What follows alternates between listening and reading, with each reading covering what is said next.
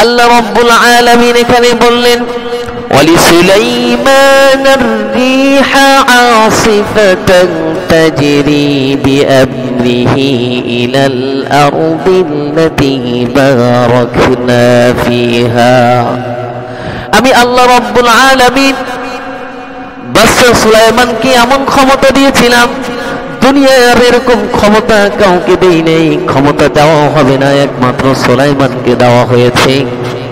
এমন ক্ষমতা আল্লাহ রাব্বুল আলামিন তাকে বাতাস যখন তিনি হুকুম করতেন, সকালে 1 মাসের রাস্তা, বিকালে 1 মাসের রাস্তা অতিক্রম করতে পারতেন। শুধু বাতাসকে হুকুম করতেন, বাতাসটাকে উড়িয়ে নিয়ে যেত। পৃথিবীর এমন কেন এরকম কাউকে ক্ষমতা দেওয়া হয়নি।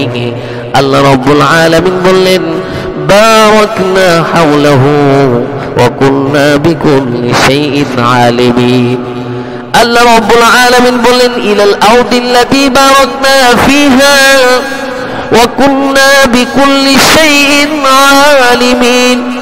আমি সুলাইমানকে যখন এত ক্ষমতা দেওয়ার পরেও সে বলেছিল ওয়ালাকাদ আতাইনা দাউদ ওয়া সুলাইমানা ইলমা ওয়া ক্বালা আলহামদুলিল্লাহিল্লাযী ফাদ্দালানা আলা কাসীরিন মিন ইবাদিহিল মুমিনিন।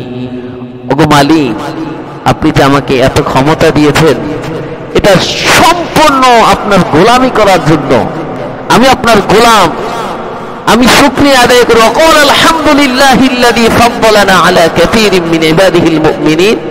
বাদশা সুলাইমান যখন তার ক্ষমতায় ছিলেন, বাবা দাউদ আলাইহিস সালাতু ওয়াস সালামের সময় প্রায় 80% ফিলিস্তিন সে দখল করে নিয়েছিলেন, তার আয়ত্তে নিয়েছিলেন।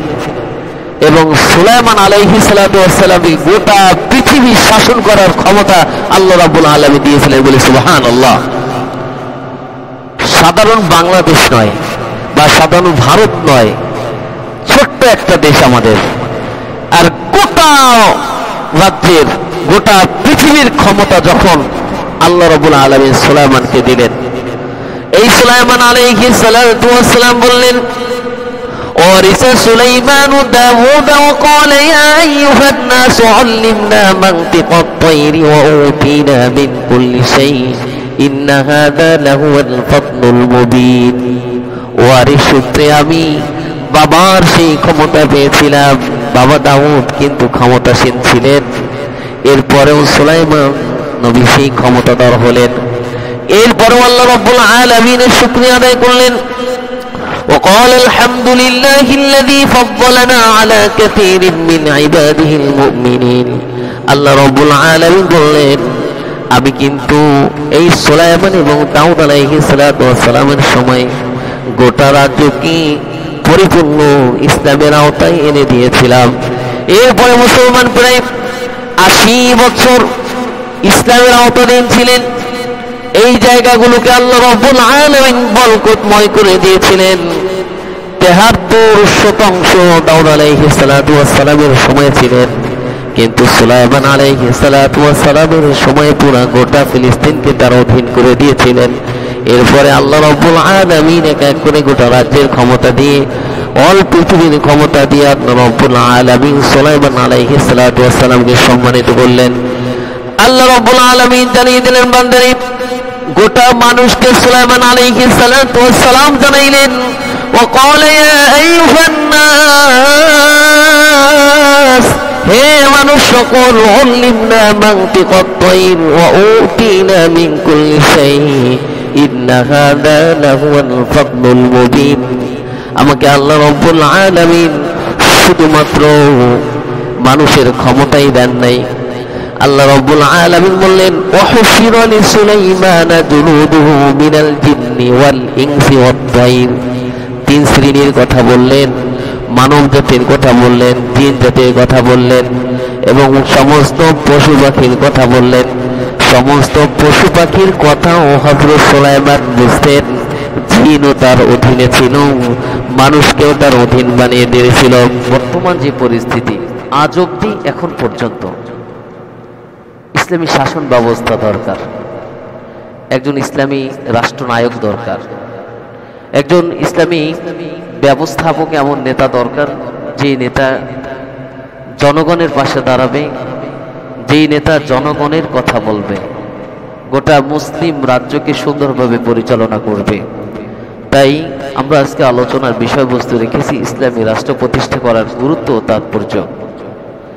ইসলামী শাসন ব্যবস্থা, এই ইসলামী শাসন ব্যবস্থা হতে হলে একজন ব্যক্তিকে প্রথমত চারটি কার্যের মৌলিক চারটি বিষয়ে তার উপরে জ্ঞান থাকতে হবে। একজন ব্যক্তিকে তার যোগ্যতা থাকতে হবে মৌলিক চারটা বিষয়ের উপরে। মৌলিক চারটা বিষয় কি? আল্লাহ রাব্বুল আলামিন এই কথাই সূরাতুল হজের 41 নম্বর আয়াত।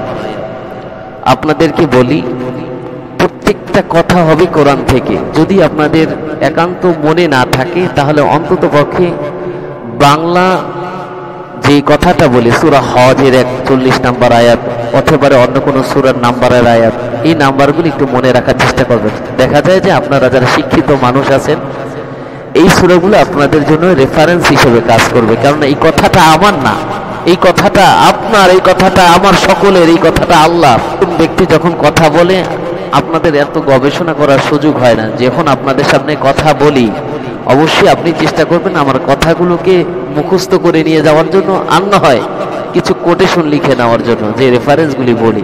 কেননা অনেক কষ্ট হয় আপনাদের সামনে একটা জুমার আলোচনা সুন্দরভাবে উপস্থাপন করার জন্য। এটা সার্থক হবে তখন যখন আপনাকে আমি বোঝাতে সক্ষম হব, আপনি আমার রেফারেন্স নিয়ে আপনি নিজে কথা বলতে সক্ষম হবেন। এজন্য কোরআনের কথা এটা কোনো ব্যক্তির কথা না, এটা আমার কথা না, এটাই মেম্বারের কথা না, সরাসরি আল্লাহ রাব্বুল আলামিন কোরআনে কি বলেছেন একটু শুনুন। চারটি মৌলিক বিষয়ের কথা আল্লাহ তাআলা বলেছেন। নাম্বার 1, আল্লাযীনা ইম্মাক্কান্নাহুম ফিল আরদি আকামুস সালাহ, যে তাকে নামাজ প্রতিষ্ঠা করতে হবে। ওয়া আকামুস সালাহ ইম্মাক্কান্নাহুম ফিল আরদি আকামুস সালাহ ওয়া আতাউজ যাকাত, তাকে যাকাত প্রদানের জন্য সর্ব অবস্থায় ব্যবস্থা নিতে হবে। 3 নাম্বার মৌলিক যে বিষয়টা থাকবে, ওয়া আমারু বিল মারুফ, তাকে সৎ কাজের আদেশ দিতে হবে। ওয়া নাহাউ আনিল মুনকার, এবং অসৎ কাজে নিষেধ করতে হবে। একজন ইসলামী শাসন ব্যবস্থাপনায় যে নেতা থাকবেন তার এই চারটা মৌলিক গুণের উপরে তাকে এই রাষ্ট্রকে পরিচালনা করতে হবে। এখন আসুন, এই চারটা মৌলিক বিষয় যার জানা থাকবে, যে উপরে আমল করবে, তাকে আবার 10টা গুণে গুণান্বিত হতে হবে। আজকে আমাদের আলোচনাটাই এরকম ভাবে সাজানো। তাহলে আমরা চারটা মৌলিক বিষয় জানলাম। কি কি? আল্লাযীনা ইম্মাক্কান্নাহুম ফিল আরদি আকামুস সালাহ, তাকে নামাজ প্রতিষ্ঠা করতে হবে। কি প্রতিষ্ঠা করতে হবে? নামাজ, কথা বলতে হবে। 2 নম্বরে কি? ওয়া আতাউজ যাকাত, কি যাকাত ব্যবস্থাপনায় সমস্ত সবটুকু উজাড় করে তাকে কাজ করতে হবে। ওয়া আমারু বিল মারুফ, তাকে সৎ কাজের আদেশ দিতে হবে। ওয়া নাহাউ আনিল মুনকার, তাকে অসৎ কাজে নিষেধ করতে হবে। এখন আসুন, তাহলে আমাদের সমাজ ব্যবস্থা কেমন? প্রথমেই যদি আমি আপনাকে বলি, আল্লাযীনা ইম্মাক্কান্নাহুম ফিল আরদি আকামুস সালাহ, যদি এমন হতো এই সাধারণ আমরা যে বাজার কমিটি আছে, এই বাজার কমিটির একজন যে সভাপতি, উনি যদি নিয়ম করে, সরকার তো দূরের কথা, ওটা তো পরের কথায় আসবে। যদি এরকম হয়, যদি কোনোদিন হয়, আল্লাহ জানি করে, যে নামাজের সময় 10 মিনিট পুরা গোটা বাজারের মুসলমান যারা আসো, তোমরা নামাজ পড়ো কি পড়ো না এটা আমার জানার বিষয় না, ওই 10 থেকে 15 মিনিট সমস্ত দোকানগুলি বন্ধ থাকবে। যদি তুমি মুসলমান হও তাহলে অবশ্যই তোমাকে নামাজে আসতে হবে। এরকম যদি একটা নিয়ম হতো তাহলে কি এটা কি বাস্তবায়ন করা সম্ভব হতো না? সম্ভব হতো। এই নিয়ম বাংলাদেশে হবে না, অথচ 90% মুসলমান বাংলাদেশে হবে না। এরপরে আসুন, সংক্ষিপ্ত করে বলে যাচ্ছে, সময় কম তো। ওয়া আতাউজ যাকাত, যদি এমন হতো যে যাকাত প্রতিষ্ঠার ক্ষেত্রে দোকানের সামনে যখন লেখা থাকে 260 টাকা একটি লুঙ্গি, কাপড় পাওয়া যাচ্ছে, এখানে জাকাতের মাল বিক্রি হবে। সবাই হুমড়ি খেয়ে যার 1 লক্ষ টাকা জাকাত হয়েছে সে 30,000 টাকায় সমস্ত মালগুলি কিনে গ্রামে এসে বিশাল একটি আয়োজন করে জাকাতের লুঙ্গি বা জাকাতের কাপড়গুলি দিয়ে থাকেন। কিন্তু 30,000 টাকার কাপড় দিয়ে যদি কোনো ব্যক্তি বলে আলহামদুলিল্লাহ, নিজেকে অনেক হালকা মনে হচ্ছে যে জাকাত আদায় করলাম। আচ্ছা, কত বড় চালাকি, কত বড় বাটপারি করলো যে যার জাকাতের অংশই আছে 1 লক্ষ টাকারও বেশি, সেখানে 30,000 টাকায় সে দিয়ে নিজেকে হালকা মনে করতেছে। এটা আল্লাহর সাথে বাটপারি করা ছাড়া, চালাকি করা ছাড়া কিছু না। কেননা জাকাতটা আপনাকে এমনভাবে আদায় করতে হবে, এই বছরে যারা জাকাত নিয়েছে সামনের বছর তারা জাকাত দিবে, জাকাত আর নিবে না। এই জন্য মানুষ মনে করে সুদী কার্যক্রম যে চলে, এই সুদী ব্যবস্থাপনায় মানুষকে গরিব থেকে ধনী করে না, গরিবরা মনে করে ধনী হচ্ছে। 90% মানুষের ভিতরে যদি এই সুদী ব্যবস্থা থাকে তাহলে সেই ব্যক্তি ধনী হয় না, একজন হতে পারে। আপনি জিজ্ঞাসা করেন, সুদের কারণে ঘর বাড়ি সব সারা হয়েছে, ভিড়া মাটি সব ছাড়ছে, কিন্তু জাকাত ব্যবস্থায় মানুষ ধনী হয়। আজ পর্যন্ত শুনছেন আপনি আমি যাকে জাকাত দিয়েছি, এই জাকাতের টাকা কি আপনি ওই ব্যক্তির কাছে কখনো চাইছেন? চাবেন? এরকম কোনো সুযোগ আছে? কিন্তু এমন সুযোগ আছে, সুদ দেওয়ার পরে ওই ব্যক্তি দিতে না পারলে লাভ লোকসান সব সহকারে যে কোনো ভাবে তাকে উঠানো হবে, কেননা এটা দিতেই হবে তাকে। এই জন্য জাকাত ব্যবস্থা যদি থাকে সমাজে, তাহলে কোনো ব্যক্তি আসলে ওই তাদের যে মেন্টালিটি, চিন্তা চেতনা যে আমি গরিব থেকে আস্তে আস্তে ধনীর দিকে যাচ্ছি, এটা একটা ভুল ধারণা। এরপরে ওয়ামারু বিল মারুফ, এটা সবথেকে বড় কথা, সৎ কাজের আদেশ দেওয়াটা। নিজেই তো পড়ে না, তাহলে কিসের আদেশ দিবে? নিজেই তো নামাজ পড়ে না। ইসলামী শাসন ব্যবস্থায় যদি তোমাকে নেতৃত্বের আসনে বসতে হয়, আগে নিজেকে ঠিক করো। ওয়ানাহা আনিল মুনকার, তোমাকে খারাপ কাজের আদেশ থেকে নিষেধ করবে, সৎ কাজের আদেশ দিবে, তাহলে নিজে কতটুকু সৎ এবং অসৎ এটা আগে চিন্তা করতে হবে। এই ছিল 4টা মৌলিক বিষয়ের উপরে আজকের আলোচনা। এখন একটু বিস্তারিত কথা বলি, কারণ এই 4টা মৌলিক বিষয় নিয়ে যদি কথা বলতে যাই তাহলে আমাদের আরো অনেক সময় লাগবে, কেননা এর উপরে হাদিস আছে, এরপরে কোরআনের অসংখ্য অগণিত আয়াত আছে, যেটা আমার এখন পক্ষে সম্ভব নয়। কিন্তু একটি হাদিস আপনাকে না বললেই না, সহিহ বুখারীর হাদিস। এটি হলো আল্লাহ রাসূল বলছেন যে যারা যাকাত দিবে না, কাল কিয়ামতের ময়দানে তাদের শাস্তিটা এরকম হবে, কঠিন মুহূর্তে এক প্রকার সাপ তাদেরকে ধ্বংসন করতে থাকবে আর বলতে থাকবে, আমি কে, তুমি কি জানো? বলবে, কে তুমি? আমি হলো তোমার সেই সম্পদ, আমি তোমার হলো সেই সম্পদ, যেই সম্পদ তুমি জমা করে রেখেছিলে কিন্তু জাকাত হয়েছে, তুমি জাকাত দাওনি, এই জন্য আজকে তোমাকে শাস্তি ভোগ করতে হচ্ছে। এরকম অগণিত আয়াত এবং হাদিস আছে। যে মৌলিক গুণগুলি একজন মানুষের ভিতরে থাকতে হবে, আমরা একটু এই মৌলিক গুণের 10টা গুণ আলোচনা করবো ইনশাল্লাহ। 10টা গুণের ভিতরে 5টা গুণ আপনাদেরকে শেষ পর্যন্ত মনে রাখতে হবে, জিজ্ঞেস করব। নাম্বার 1, ইসলামী রাষ্ট্রের যিনি নেতৃত্ব দিবেন অবশ্যই সর্বপ্রথম তাকে আল্লাহমুখী হতে হবে। আল্লাহমুখী হওয়া ছাড়া, আল্লাহর ভয় অন্তরে ছাড়া একজন শাসক সে এতটা ন্যায়পরায়ণ হতে পারবে না। তাহলে কিভাবে? আমাদেরকে মনে রাখতে হবে, সর্বপ্রথম আল্লাহ রাব্বুল আলামিন পবিত্র কোরআনে কি বললেন? পবিত্র কোরআনে আল্লাহ রাব্বুল আলামিন সর্বপ্রথম বললেন, ওয়ালিসুলাইমানার রিহা গুদুহা শাহরু ওয়া রাওয়াহুহা শাহর ওয়ালিসুলাইমানার রিহা আওসিফাতান তাজরি বিআমরিহি ইলাল আরদিল্লাতী বারাকনা ফিহা ওয়া কুননা বিকুল্লি শাইইন আলিমিন। হযরত সুলাইমান আলাইহিস সালাতু ওয়াস সালাম, সে ছিলেন হযরত দাউদ আলাইহিস সালাতু ওয়াস সালামের সন্তান। একটু বুঝে নিয়েন, সূরা আম্বিয়ার 81 নম্বর আয়াত। আল্লাহ রাব্বুল আলামিন এখানে বললেন, ولسليمان الريح عاصفة تجري بأمره إلى الأرض التي باركنا فيها আমি আল্লাহ রাব্বুল আলামিন বাদশা সুলাইমানকে এমন ক্ষমতা দিয়েছিলাম, দুনিয়ার এরকম ক্ষমতা কাউকে দেই নেই। ক্ষমতা দেওয়া হবে না, একমাত্র সুলাইমানকে দেওয়া হয়েছে। এমন ক্ষমতা আল্লাহ রাব্বুল আলামিন তাকে। বাতাস যখন তিনি হুকুম করতেন, সকালে 1 মাসের রাস্তা, বিকালে 1 মাসের রাস্তা অতিক্রম করতে পারতেন। শুধু বাতাসকে হুকুম করতেন, বাতাস তাকে উড়িয়ে নিয়ে যেত।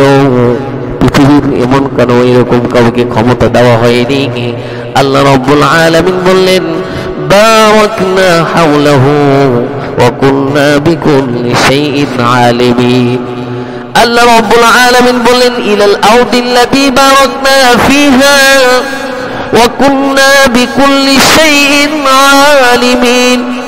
আমি সুলাইমানকে যখন এত ক্ষমতা দেওয়ার পরেও সে বলেছিল, ওয়ালাকাদ আতাইনা দাউদা ওয়া সুলাইমানা ইলমা ওয়া ক্বালা আলহামদুলিল্লাহিল্লাযী ফাদ্দালানা আলা কাসীরিন মিন ইবাদিহিল মুমিনিন। ওগো মালিক, আপনি যে আমাকে এত ক্ষমতা দিয়েছেন, এটা সম্পূর্ণ আপনার গোলামি করার জন্য।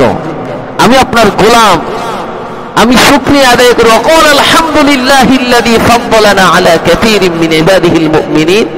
বাদশা সুলাইমান যখন তার ক্ষমতায় ছিলেন, বাবা দাউদ আলাইহিস সালাতু ওয়াস সালামের সময় প্রায় 80% ফিলিস্তিন সে দখল করে নিয়েছিলেন, তার আয়ত্তে নিয়েছিলেন। এবং সুলাইমান আলাইহিস সালাতু ওয়াস সালামকে গোটা পৃথিবী শাসন করার ক্ষমতা আল্লাহ রাব্বুল আলামিন দিয়েছিলেন বলে সুবহানাল্লাহ। সাধারণ বাংলাদেশ নয় বা সাধারণ ভারত নয়, ছোট্ট একটা দেশ আমাদের, আর গোটা রাজ্যের গোটা পৃথিবীর ক্ষমতা যখন আল্লাহ রাব্বুল আলামিন সুলাইমানকে দিলেন। এই সুলাইমান আলাইহিস সালাতু ওয়াস সালাম বললেন, ওয়ারিসা সুলাইমানু দাউদ ওয়া ক্বালা ইয়া আইয়ুহান নাস আল্লিমনা মানতিকাত তায়রি ওয়া উতিনা মিন কুল্লি শাই ইন্না হাযা লাহুয়াল ফাদলুল মুবিন। ওয়ারিস সূত্রে আমি বাবার সেই ক্ষমতা পেয়েছিলাম। বাবা দাউদ কিন্তু ক্ষমতাসীন ছিলেন, এরপরেও সুলাইমান নবী সেই ক্ষমতাধর হলেন। এরপরেও আল্লাহ রাব্বুল আলামিনের শুকরিয়া আদায় করলেন। وقال الحمد لله الذي فضلنا على كثير من عباده المؤمنين। আল্লাহ রাব্বুল আলামিন বললেন, আমি কিন্তু এই সুলাইমান এবং দাউদ আলাইহিস সালাতু ওয়াস সালামের সময় গোটা রাজ্যকে পরিপূর্ণ ইসলামের আওতায় এনে দিয়েছিলাম। এরপরে মুসলমান প্রায় 80 বছর ইসলামের আওতাধীন ছিলেন। এই জায়গাগুলোকে আল্লাহ রাব্বুল আলামিন বরকতময় করে দিয়েছিলেন।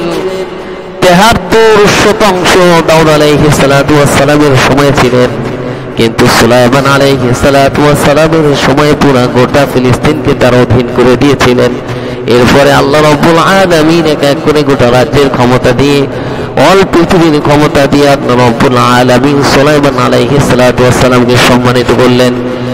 আল্লাহ রাব্বুল আলামিন জানিয়ে দিলেন, বান্দারে গোটা মানুষকে সুলাইমান আলাইহিস সালাতু ওয়াস সালাম জানাইলেন, ওয়া ক্বালা ইয়া আইয়ুহান নাস, হে মানুষ সকল, উল্লিমনা মানতিকাত তায়র ওয়া উতিনা মিন কুল্লি শাই ইন্না হাযা লাহুয়াল ফাদলুল মুবিন।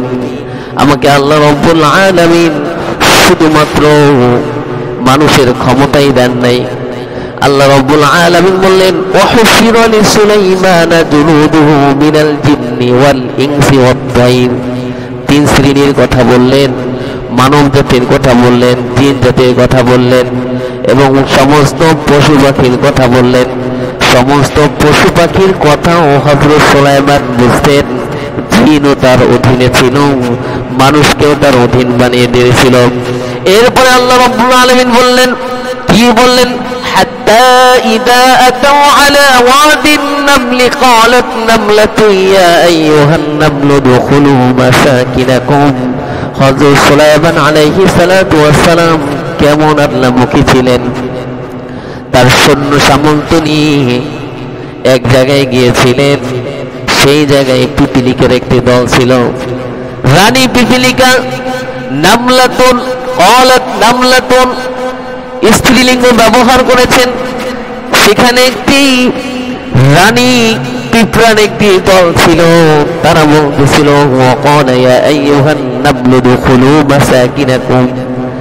রানী ওই পিপিলিকার দল নিয়ে তাদেরকে বলল উদখুলু, তোমরা ভিতরে প্রবেশ করো, কেননা সুলাইমান আলাইহিস সালাতু ওয়াস সালামের এই যে দলবল আছে তারা তোমাদেরকে দেখবে না।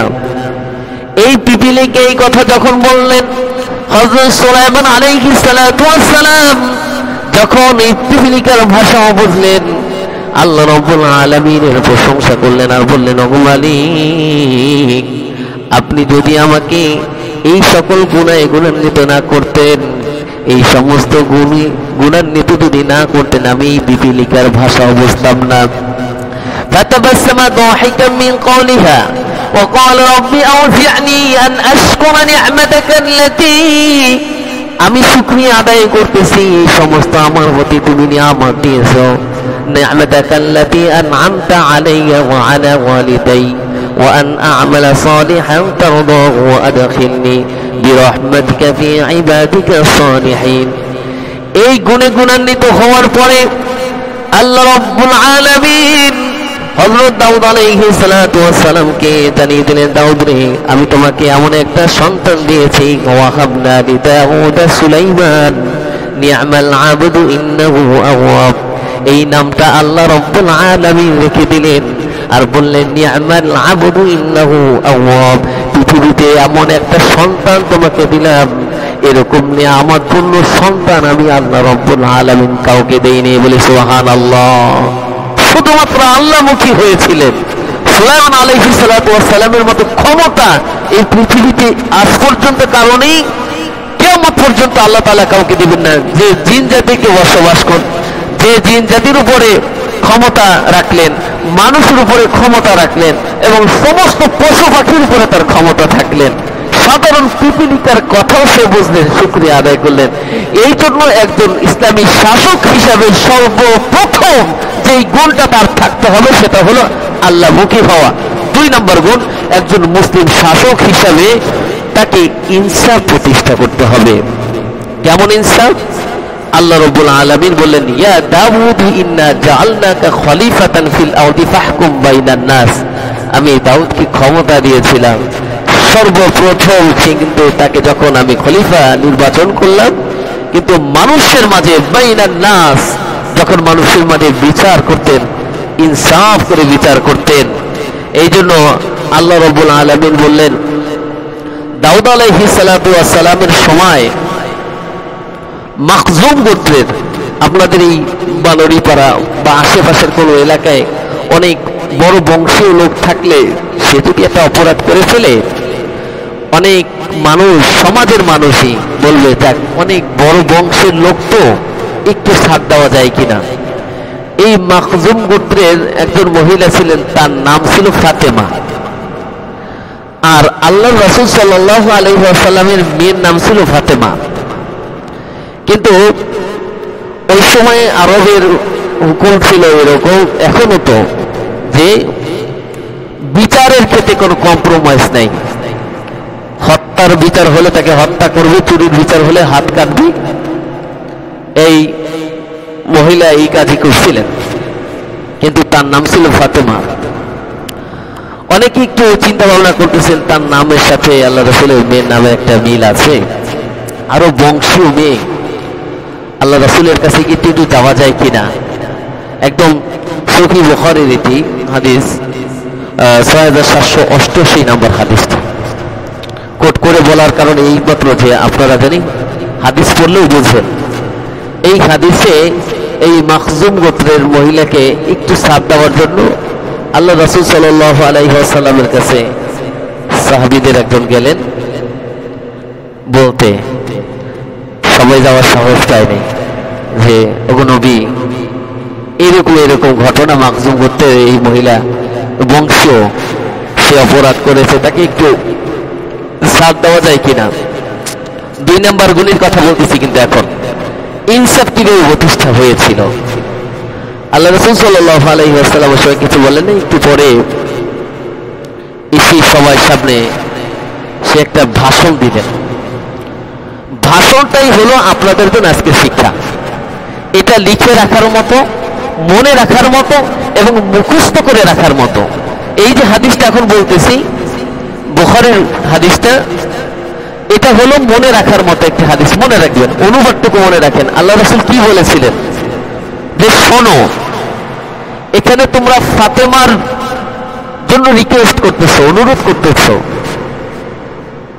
ওই খোদার শপথ করে বলি যার হাতে আমার প্রাণ, এখানে যদি মাখজুম গোত্রের এই নারী না হয়ে যদি আমার মেয়ে স্বয়ং ফাতেমা হতো, তাহলে তার হাতও কেটে যেত।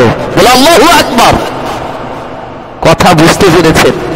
কলিজার টুকরা ফাতেমাও যদি হতো, তাহলেও আমার এই ন্যায় বিচারের একটু পরিমাণ কার্পণ্য করতাম না। তারপর মাখজুম গোত্রের মহিলার কথা তো বাদই দিলাম।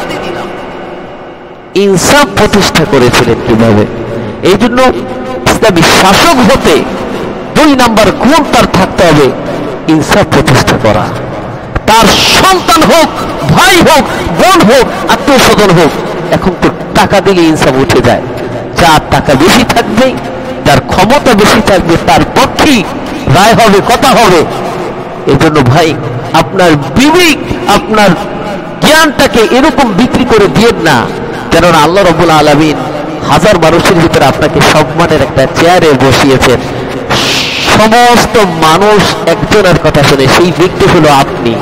তাহলে আপনি যখন বিচারের মাসনদে বসবেন, তখন অবশ্যই আল্লাহর আইনে আপনার বিচার করতে হবে, এটা মনে রাখতে হবে।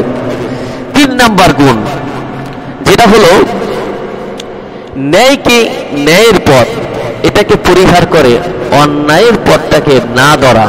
এর কারণ হলো আল্লাহ রাব্বুল আলামিন দলিল হিসেবে সূরা আরাফের 142 নম্বর আয়াত বললেন, ওয়া'আদনা মূসা 30 লাইলাতান ওয়া আতমামনাহা বি'আশরিন ফাতাম্মা মিকাতু রাব্বিহি 40 লাইলা। হযরত মূসা আলাইহিস সালাতু ওয়াস সালামকে আল্লাহ রাব্বুল আলামিন যখন তুর পাহাড়ে 30 দিন থাকতে বলেছিলেন, 30 দিন অতিক্রম হওয়ার পরে আবারও বললেন তুমি আরো 10 দিন থাকো, 40 দিন, 40 লাইলা। 40 দিন থাকার পরে মূসা আলাইহিস সালাতু ওয়াস সালামের ভাই ছিল হযরত হারুন আলাইহিস সালাতু ওয়াস সালাম। সে তাকে বলে গিয়েছে যে আমি হারুনকে বলেছি এই ন্যায়ের কথাটা জানি, আমি না থাকা সত্ত্বেও, আমি যদি জায়গায় নাও থাকি, তুমি যদি বিচার করো আমার ভাই, তুমি আমার মতোই ন্যায়ের কথাই বলবে, আমি যেখানেই থাকি। আমরা এরকম হয় না যে আজকে হয়তো মেম্বার নেই বা চেয়ারম্যান নেই বা দেশের ক্ষমতাসীন যে আছেন সে নেই, কিন্তু হয়তো কোনো একজন ব্যক্তি আপনাকে মেনেছে, কেন আপনি আগে থেকেই মোটামুটি একটু প্রভাবশালী, আপনার কাছে এসেছে। এই জন্য আপনি এটা ভাববেন না কখনো ক্ষমতা তো এখন আমার হাতে। কিন্তু আজকে যেমনি ভাবে মূসা আলাইহিস সালাতু ওয়াস সালাম নেই, কিন্তু তার ভাই যখন বিচার করেছেন সে ন্যায়ের পথেই কথা বলেছেন। মূসা তাকে বলে গিয়েছেন, ভাই যখন মানুষ আসবে তুমি ন্যায়ের পথেই থাকবে, ন্যায়ের কথাই বলবে, ন্যায়ের কথা বলতে বলতেই তুমি পৃথিবী থেকে বিদায় নেবে, একটু পরিমাণ ন্যায় থেকে তুমি নড়চড় হবে না। এই ছিল ইসলামী শাসকের 3 নাম্বার গুণ। 4 নাম্বার গুণ হলো শিষ্টের লালন, দুষ্টের দমন। এটা কেমন? এটা হলো ওয়ায়াসআলুনাকা আন যিল করনাইন কুল সাআতলু আলাইকুম মিনহু যিকরা, সূরা কাহাফের 83 নম্বর আয়াত। এখানে বাদশা যুলকারনাইনের কথা বলেছেন। আপনারা জানেন পৃথিবীতে বাদশা যুলকারনাইনকে আল্লাহ রাব্বুল আলামিন এমন ক্ষমতা দিয়েছিলেন, এরকম ক্ষমতা অন্য কোনো বাদশাকে দেয় না। মনে রাখবেন বাদশা যুলকারনাইন, এই বাদশা যুলকারনাইন কি করেছিলেন? পৃথিবীর পূর্ব থেকে পশ্চিম পর্যন্ত যাওয়ার ক্ষমতা আল্লাহ তাআলা তাকে দিয়েছিলেন, শেষ সীমানা। আপনারা এই পৃথিবীর শেষ সীমানায় যাওয়ার ক্ষমতা পৃথিবীর কারো নাই, বাদশা যুলকারনাইনের ছিল। ইন্না মাক্কান্না লাহু ফিল আরদি ওয়া আতাইনাহু মিন কুল্লি শাইইন সাবাবা। বাদশা যুলকারনাইন যখন ওই জায়গায় গেলেন, যাওয়ার পরে শেষ সীমানায় গিয়ে দেখলেন সূর্য যখন অস্তমিত হয়, অন্ধকার একটা জায়গা, একদমই অন্ধকার জায়গায় সূর্য অস্তমিত হচ্ছে, ওখানে গিয়ে থামলেন। গিয়ে এমন একটা রাজ্য দেখলেন যে রাজ্যের মানুষের কথা সে বোঝে না, তার কথাও তারা বোঝে না, সেও তাদের কথা বোঝে না কি বলে। তাকে দেখে তারা বলতেছেন, আপনি আমাদেরকে একটু উপকার করেন। কি উপকার? আমাদের এই পাহাড় আর ওই পাহাড়ের মধ্যবর্তী স্থানে আপনি এমন একটি প্রাচীর করে দেন, কেননা পাহাড়ের ওই পাশ থেকে এমন একটা সম্প্রদায় আমাদেরকে চূর্ণ বিচূর্ণ করে শেষ করে দিচ্ছে, আমরা উঠে দাঁড়াতে পারতেছি না। এই সম্প্রদায় আসবে কিছুদিন পরে আপনাদের সামনে। কারা? ইয়াজুজ আর মাজুজ। এই বাদশা জুলকারনাইনকে তারা বলেছিল, এত একটা নষ্ট জাতি আমাদেরকে সুস্থ থাকতে দিতেছে না, সব থেকে নিকৃষ্ট। আল্লাহ রাব্বুল আলামিন তাকে হুকুম করলেন, তুমি যাও, তাদের পাশে গিয়ে দাঁড়াও। তাদের একটা অংশ তারা বলেছিল যে আপনি যদি এখান থেকে কোনো টাকা লাগে, সম্পদ লাগে, আমরা দিব, তারপর এখান থেকে আমাদেরকে মুক্তি করুন। বাদশা জুলকারনাইন কি করেছিল? এই যে যেটা বললাম, শিষ্টের লালন দুষ্টের দমন, তাদেরকে করেছিলেন কি? তাদেরকে প্রতিহিত করেছিলেন। আল্লাহ রাব্বুল আলামিন কোরআনে জানিয়ে দিলেন আপনি কি করবেন। হাত্তা ইদা বালাগা মাগরিবাশ শামসি ওয়াজাদাহা তাগরুবু ফি আইনিন হামিয়াতি ওয়াজাদা ইনদাহা কওমা। আল্লাহ রাব্বুল আলামিন তাদেরকে এই জায়গায় যাওয়ার পরে তাকে বলেছিলেন আপনি কি করতেছেন? ক্বালু ইয়া যাল করনাইনি ইন্না ইয়াজুজ ওয়া মাজুজ মুফসিদুনা ফিল আরদ। যে ইয়াজুজ আর মাজুজ সম্পর্কে আপনার চিন্তা ছিল নাকি? আল্লাহ রাব্বুল আলামিন এটা জুলকারনাইনকে বলতেছেন। সে বলতেছেন ক্বালা আম্মা মান যালামা ফাসাউফা নুআযিবুহু সুম্মা ইউরাদ্দু ইলা রাব্বিহি ফায়ুআযিবুহু আযাবান নুকরা। যে আমি এদের ভিতরে যারা খারাপ তাদেরকে আমি শাস্তি দিব, কিন্তু যারা ভালো, ওয়া আম্মা মান যালামা ফাসাউফা নুআযিবুহু ওয়া আম্মা মান আমানা ওয়া আমিলা সালিহা ফালাহু জাযাআনিল হুসনা। কিন্তু যারা উত্তম আমি তাদেরকে উত্তম জাযা দিব, কিন্তু তাদেরকে শাস্তি দেব না। এটাই যে উত্তম না তাকে আপনি শাস্তি দিবেন। তাতে যদি কোনো ব্যক্তি আপনাকে বলে যে তুমি এই কাজটা ঠিক করো নাই, আপনি বলবেন দুষ্টকে দমন করতে সেখানে যদি আমার কঠোর হতে হয় তাহলে আমি সেটাই হব, সেটা আপনি খারাপ বলতেও কি না বললেও কি। এটাই হলো আল্লাহ তাআলা এখান থেকে শিক্ষা নিয়েছেন যে ওয়া আম্মা মান আমানা ওয়া আমিলা সালিহা, যারা নেককার, ফালাহু জাযাআনিল হুসনা, তাদেরকে আমি উত্তম কিছু দিব। এরপরে আল্লাহ রাব্বুল আলামিন এই কথা বলার পরে তাদেরকে এই যে সীসা গলা প্রাচীরের নাম শুনেন, যে ইয়াজুজ মাজুজ প্রতিনিয়ত এটাকে ভাঙার চেষ্টা করে, নাড়া দেয়, এমন ধরে ধাক্কা দেয়, নড়ে যায়।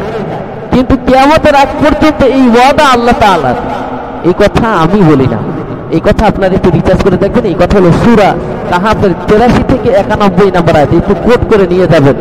সূরা কাহাফের 83 থেকে 91 নম্বর আয়াতে একদম বিস্তারিত বলা, আল্লাহ রাব্বুল আলামিন এই যে ইয়াজুজ আর মাজুজ তারা যে এই জায়গায় তাদেরকে ডিস্টার্ব করতে, সমস্যা করত, এটার জন্য বাদশা জুলকারনাইন যে প্রাচীর করে তাদেরকে দিয়েছিলেন, এই প্রাচীরটা কিয়ামতের আগে আর তারা ইয়াজুজ মাজুজ ভাঙতে পারবে না। অনেক সময় চেষ্টা করে, নাড়া দেয়, মনে করছে এখনই ভেঙে যাবে, তারা আবার নিস্তব্ধ হয়ে যায় যে এটা আমরা আবার পরে নিয়ে চেষ্টা করবো। অনেক চেষ্টা করেছি, কিন্তু কিয়ামতের আগ মুহূর্তে আল্লাহ রাব্বুল আলামিন এই পাপিষ্ঠ বান্দা, দুনিয়াতে আস্তে আস্তে পাপে ধরে যাবে, এই পাপিষ্ঠ বান্দার শাস্তির জন্য এই ইয়াজুজ মাজুজ আবার আসবে। সেদিনকে তারা এটা ভেঙেই ফেলবেন, ওই প্রাচীর ভেঙে তারা আসবে। আল্লাহ রাব্বুল আলামিন বললেন তাদের শাস্তি এরকম ভাবেই দেওয়া হবে। এটা হলো ছিল 4 নাম্বার গুণ।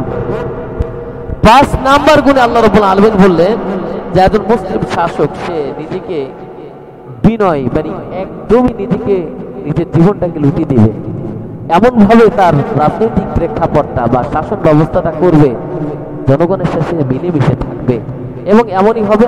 আল্লাহ রাব্বুল আলামিন এখানে দলিল হিসেবে বললেন হাত্তা ইদা বালাগা বাইনা সাদদাইনি ওয়াজাদা মিন দুনিহিমা কওমান লা ইয়াকাদুনা ইয়াফকাহুনা কওলা। যেমনি ভাবে বাদশা জুলকারনাইন তাদের সাথে মিশে গিয়েছিল, একদম মিশে, অপরিচিত, কথাও বোঝে না। আগেই বলেছিলাম তারা এমন জাতি, কথা বোঝে না, কিন্তু ইশারা ইঙ্গিতে তাদেরকে সহযোগিতা করেছে, এর বিনিময় কিছুই সে নেয় নেই। তো এই যে বিষয়টা, এটা আমাদেরকে মনে রাখতে হবে। আরেকটি ক্বালা মা মাক্কানি ফীহি রাব্বি খায়রুন ফাআইনুনি বিকুওয়া, আপনাকে যদি ভালো কাজের বিনিময়ে কেউ কিছু দিতে চায় এটা নিবেন না, এটা আল্লাহর কাছে সুপর্দ করে দিবেন। কেননা হয়তো ওই দুনিয়ায় আপনাকে এটা দিয়ে আপনার জায়গাকে বন্ধ করে দিলেন, কিন্তু এর বিনিময়ে কাল কিয়ামতের ময়দানে বিশাল এক প্রতিদান আপনার জন্য অপেক্ষা করতেছে। এই জন্য এই সাধারণ প্রতিদান নিয়ে আপনি কি করবেন?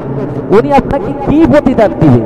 টাকার দিকে যদি কয় কোটি টাকাই আপনাকে দিবে, কিন্তু এমনও হতে পারে এই কাজটা করার কারণে আল্লাহ রাব্বুল আলামিন আজীবন পাপ করেছেন, কিন্তু এমন একটা কাজ করে আপনি গিয়েছেন, এই কাজের কারণে আল্লাহ রাব্বুল আলামিন বলেন গোটা জিন্দেগি গুনাহ করার কারণে আমি তাকে শাস্তি দিতে চেয়েছিলাম, কিন্তু জীবনের একটা কাজ এত বেশি পছন্দ হয়েছে, তাও গোটা জীবনের গুনাহকে মাফ করে আমি আল্লাহ তাআলা তাকে জান্নাতে নিয়ে গেলাম বলে সুবহানাল্লাহ। এই জন্য প্রতিদান আল্লাহ তাআলার কাছে চাইবেন, কারণ আল্লাহ আমি ছোটখাটো প্রতিদান নিতে চাই না। আমাকে উনি কি প্রতিদানই দিবেন? আমি তোমার কাছে প্রতিদান চাই। সেই প্রতিদান আল্লাহ তাআলা কি দিবেন? আপনাকে মাফ করবেন, এর থেকে বড় প্রতিদান আর আপনি আমি কি চাই? এই জন্য প্রতিদান মানুষের কাছ থেকে নেওয়ার চেষ্টা করবেন না। আল্লাহ রাব্বুল আলামিন বললেন এইটা যখন তারা যুলকারনাইনকে প্রতিদান দিতে চেয়েছিলেন সে নেয় নাই। এই জন্য কারো কাছ থেকে উপকার করে প্রতিদান নেওয়ার চেষ্টা করবেন না, শুধু আল্লাহকে বলবেন আল্লাহ আমার এই কাজটা যদি তোমার পছন্দ হয় তাহলে আমি আজকে তার কাছ থেকে কোনো প্রতিদান নিলাম না, এই প্রতিদানটা রেখে দিলাম কিয়ামতের ময়দানে তুমি আমাকে এই প্রতিদান দিয়ে বলেন। এরপর 6 নম্বর হচ্ছে একজন মুসলিম শাসকের ক্ষেত্রে যেটা করতে হবে, এটা আমি করি নাই, এটা আমার রবের পক্ষ থেকে দয়া হয়েছে এজন্য আমি করতে পেরেছি। আমি ক্বালা হাযা রাহমাতুম মির রাব্বি, সর্ব অবস্থায় দাউদ আলাইহিস সালাতু ওয়াস সালাম, সুলাইমান আলাইহিস সালাতু ওয়াস সালাম, এই বাদশা যুলকারনাইন যারা যত ক্ষমতা প্রয়োগ করেছেন শুধুমাত্র বলেছেন ক্বালা হাযা রাহমাতুম মির রাব্বি, এটা আমার রবের পক্ষ থেকে রহমত বরকত আমাকে দিয়েছে এই জন্যই পেরেছি, আর না হয় আমি এটা পারতাম না। 7 নম্বর গুণ যেটা আমাদের করতে হবে, আমাদের রক্ষণাবেক্ষণ। এটা হলো ইসলামী অর্থনীতির ক্ষেত্রে বেশি প্রয়োগ করা হয়। এটা হলো যে আপনি সূরা ইউসুফের 55 নম্বর আয়াত যদি খুলেন, সেখানে আল্লাহ তাআলা বললেন ওয়ালা জাআলনি আলা খাযাইনিল আরদি ইন্নী হাফিজুন আলিম। ইন্নী শব্দের অর্থ হলো নিশ্চয়ই, আর হাফিজুন শব্দের অর্থ হলো রক্ষণাবেক্ষণ, আর আলিম শব্দের অর্থ হলো যে জ্ঞান দান করেন অথবা এই বিষয় যে সম্পূর্ণ জ্ঞানী, বলি না যে এই ফিজিক্সের উপরে কেমিস্ট্রির উপরে সে পরিপূর্ণ জ্ঞান দেখছে, অনার্স মাস্টার্স করেছে, তাকে এই টিচার রাখতে পারেন এই বিষয়ের উপরে। এই জন্য এই কথাটা আপনাদেরকে বোঝানোর জন্য বলতেছি ইন্নী হাফিজুন আলিম।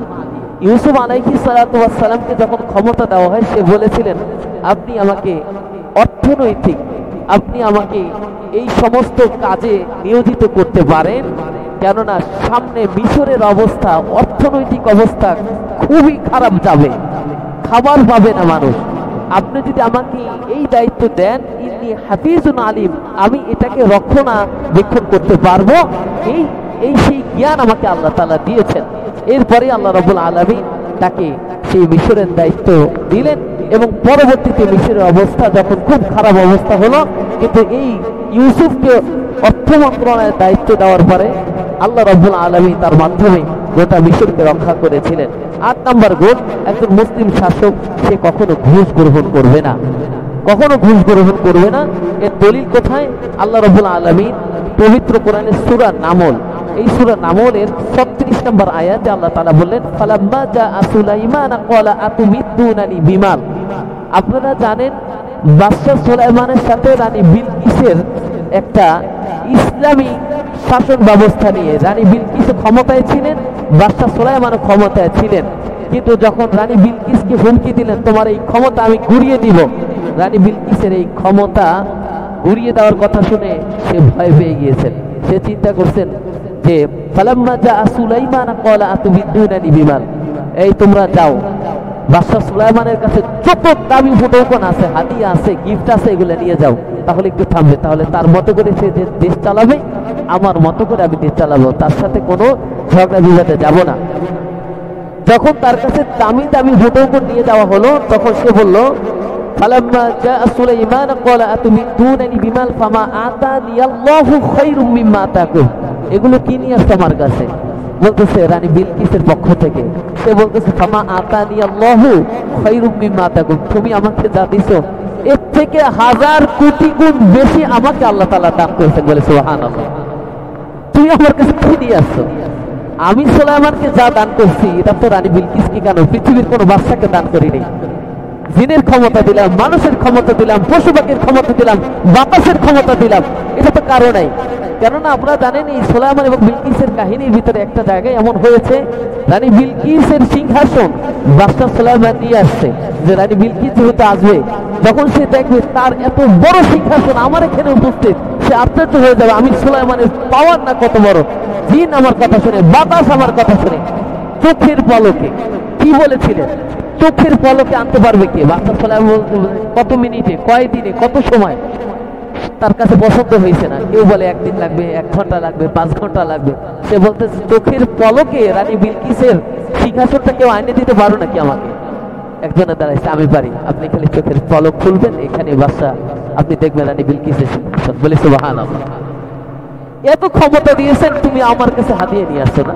তুমি রানী বিলকিসকে বলো আল্লাহর বশ্যতা স্বীকার করার জন্য এই হাদিয়া আমার দরকার নেই। এজন্য ঘুষ নেবেন না, ওটা যদি সুন্দর ভাষাও বলে হাদিয়া, গিফট, এগুলো দরকার নেই। যা করবেন আল্লাহর জন্য করবেন। না না, মুসলিম শাসক আমানতদার হবে। ইন্নাল্লাহা ইয়া'মুরুকুম আন তু'আদ্দুল আমানাতি ইলা আহলিহা, তারা অবশ্যই আমানতদার হবে, এটা আল্লাহ তাআলা বললেন। ওয়ালা তাকুল্লিল খাইনিনা খাসিমা, সূরা নিসার 105 নম্বর আয়াত, যে তুমি অবশ্যই আল্লাহ তাআলা খেয়ানতকারীকে পছন্দ করেন না, কেননা তোমাকে যা দেওয়া হয়েছে এটা একটা আমানত, কেননা তোমার সম্পদ, তোমার ক্ষমতা, এটাও একটা আমানত। এই আমানতকে তুমি খেয়ানত করবে না। এই জন্যই বলা হয় এই 90% মুসলমানের দেশে তুমি যাকে নির্বাচিত করবে, ভালোবাসবে, অবশ্যই তাকে এমন নেতৃত্বের গুণে গুণান্বিত হবে, তার ভিতরে এই সমস্ত গুণ, আজকে যে গুণগুলো 10টা গুণ আলোচনা করতেছি, এই গুণগুলো থাকবে। এটা ছিল 9 নাম্বার। 10 নাম্বার যেটা হলো আল্লাহ রাব্বুল আলামিন বললেন কোরআন অনুযায়ী, হাদিস অনুযায়ী, ইসলামিক রুলস অনুযায়ী তার সমস্ত ফয়সালাগুলি করতে হবে। ওয়া ইন্না কাসীরাম মিনান নাসি বিলিকাই রাব্বিহিম লাকাফিরুন, কেননা সে এরকম ফাসিক ফুজ্জার বা কাফেরদের অনুকরণ সে করবে না। এই জন্য ভাইরা আমার, আজকের এই আলোচনায় 2টা বিষয় আপনাকে সর্ব অবস্থায় মনে রাখতে হবে। আল্লাহ রাব্বুল আলামিনের কাছে বলতে হবে, গো মালিক, তুমি আমাদেরকে এই সমস্ত বাংলাদেশকে, গোটা বাংলাদেশ এখন যে পরিস্থিতির ভিতরে আছে, এই কথাটুকু মোনাজাতে বলতে হবে, গো মালিক, এমন একজন ব্যক্তিকেই তুমি দাও, যেই ব্যক্তি জানি ইসলামী শাসনের বা ইসলামী রুলস অনুযায়ী আমাদের দেশটাকে সুন্দরভাবে পরিচালনা করতে পারে, এবং দেশের ভিতরে মারামারি, কাটাকাটি, হানাহানি, এগুলো কিছু চাই না। কারো ভাই যাবে, কারো বোন যাবে, কারো বাবা যাবে, এরকম জায়গা থেকে আমরা মুক্তি পেতে চাই। এবং আজকের এই যে 4টা যে আল্লাযীনা ইম্মাক্কান্নাহুম বললাম, 4টা যে মৌলিক নীতি বললাম, আর 10টা যে গুণ বললাম, 4টা মৌলিক নীতি আর 10টা গুণ বলেছি। এই 10টা গুণ এবং 4টা মৌলিক নীতির উপরে এমন একজন শাসককে তুমি আমাদের মাঝে এনে দাও, আল্লাহ রাব্বুল আলামিনের এই হুকুম অনুযায়ী গোটা এই বাংলাদেশকে আল্লাহ তাআলা জানে একটা রহমতের, এই যেরকম বাতাস আসে না, যে আমরা ঠান্ডা বাতাস, এসির বাতাস খাচ্ছি, খুব ভালো লাগতেছে, এরকম ঠান্ডা একটা আবহাওয়া জানি আমরা পাই সামনে, যে আল্লাহ রাব্বুল আলামিন জানি গোটা বাংলাদেশকে একটা রহমতের চাদর দ্বারা আবৃত করে দেয়। এবং এই গুণে গুণান্বিত কোনো ব্যক্তিকে আল্লাহ তাআলা জানি মনোনীত করেন। এবং দোয়া করা, যদি কারো ভিতরে এই গুণ নাও থাকে, যিনি হবেন XYZ যে কোনো ব্যক্তি হতে পারেন, তাকে জানি আল্লাহ রাব্বুল আলামিন এই গুণে গুণান্বিত করে দেন। আমরা সকলে আল্লাহ রাব্বুল আলামিনের কাছে এই দোয়াই করব, আল্লাহ তাআলা আমাদেরকে এই সকল আমল করার তৌফিক দান করুক, আমিন।